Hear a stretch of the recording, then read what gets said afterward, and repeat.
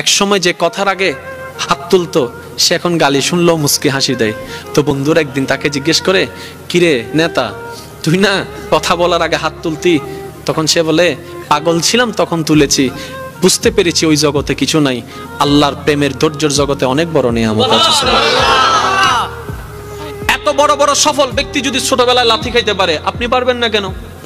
আর সবার কথা বাদ দেন, ও নবী, আপনি শুধু একবার বলতেন জিবরাইল উল্টাই দিত, আপনি বললেন না কেন? নবী রাহমাতুল লিল আলামিন বলে, পাওয়ার থাকার পরও যে পাওয়ার দেখায় না সে তো সত্যিকার পাওয়ারফুল ব্যক্তি। সুবহানাল্লাহ। যার হাসে কিছু নাইতে হবে, দেখ চিনস নাই হন, এর নাম জানোস না, আর বা ফোন চিনস না, যার তো নাইতে হবে। আর যার থেকে আছে, যার থেকে পাওয়ার আছে সে কি চুপ। যার থেকে সত্যিকার ক্ষমতা থাকে সে কখনো কথা বলে। আপনাকে গালি দিল, আপনি উল্টা গালি দিলেন, ধৈর্য ধরলেন। কিন্তু আপনি যদি বলতেন, দিলে দাও গা, আমাকে গালি দিছো দাও গা, সে উল্টা ভাবনায় পড়ে যাবে, কি রে কারে গালি দিই, সে তো লড়ে না। সত্যি করে বলেন তো, আপনাকে কয় মিনিট গালি দিতে পারবে? একবার, দুইবার, তিনবার। গালি কখন ঝগড়া হয় জানেন? একটা দিয়েছে দুইটা দিলেন, দুইটা শুনে তিনটা দিয়েছে চারটা দিলেন, এইভাবে কিন্তু বাড়তে থাকে।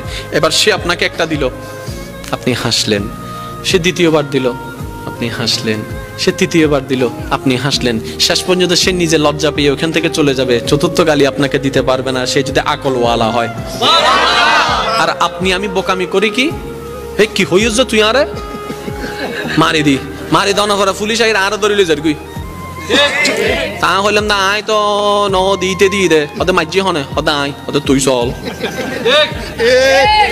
আমি কি বুঝাতে পারছি কথা? আফটার অল আমরা নিজেরাই নিজেদের ক্ষতি করছি। যদি আমরা ইসলামের ফর্মুলা গুলাকে একটু ঠান্ডা মাথায় মাথায় বসাইতে পারি, সফলতা আপনার কাছে, সফলতা আপনার কাছে।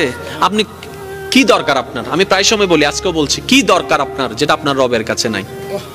এমন একটা জিনিস দেখান আপনার দরকার যেটা আপনার রবের কাছে নাই, আপনার রব দিতে পারে না। আপনি বলবেন যে না, এমন কোন আমার চাওয়া নাই যেটা আমার রব পূরণ করতে পারবে না, আমার সমস্ত চাওয়া আমার রব পূরণ করতে পারে। তাহলে এবার এই কথাটা শুনে নেন, যেহেতু আপনার চাওয়া সব রবে পূরণ করতে পারে, আপনি রবের হয়ে যান না, রবের হয়ে যান না, রবের হয়ে যান না। কোরআনের ভাষায় বলতে গেলে সিবগাতাল্লাহ, আল্লাহর রঙে রঙিন হয়ে যান, আল্লাহর রঙে সেজে যান, আপনার কিছু কমতি হবে না। আপনি যদি পাহাড়ের গুহায় বন্দী হয়ে যান, জগৎ বলবে আমরা কেউ চিনি না তাকে, জগৎ বলবে খুঁজে পাচ্ছি না তাকে, আপনি বলবেন কাউকে পাচ্ছি না, রবে বলবে বান্দারে চিন্তা করিস না, লা তাখাফ, ভয় করিস না, ইন্নাল্লাহা মানা। সুবহানাল্লাহ। আপনার পক্ষ থেকে যেন কোনো অত্যাচার না হয়। বলেন, আপনার পক্ষ থেকে কোনো অত্যাচার? কেউ যদি আপনার ভাই কিংবা বোন যদি জায়গা পেয়ে থাকে, সম্পদ পেয়ে থাকে, দিয়ে দেন, কারণ 1 ইঞ্চি জায়গা দিয়ে কিচ্ছু হবে না। ঠিক ঠিক। আল্লাহর ওয়াস্তে একটু বুঝেন, 1 ইঞ্চি জায়গা দিয়ে কিচ্ছু হয় নাই, কিচ্ছু হবেও না, কিন্তু হাসরে গেলে অনেক কিছু হয়ে যাবে ভাই। তো সুতরাং ওইখানে যাওয়ার আগে যত মামলা আছে এখান থেকে সব শেষ করে নেন, ঠিক না ভাই? ঠিক। কারণ আল্লাহর পাল্লায় পড়লে কিন্তু খবর আছে, আল্লাহর বিচারের পাল্লায় পড়লে খবর আছে। আর সবচেয়ে মজার কথা কি জানেন?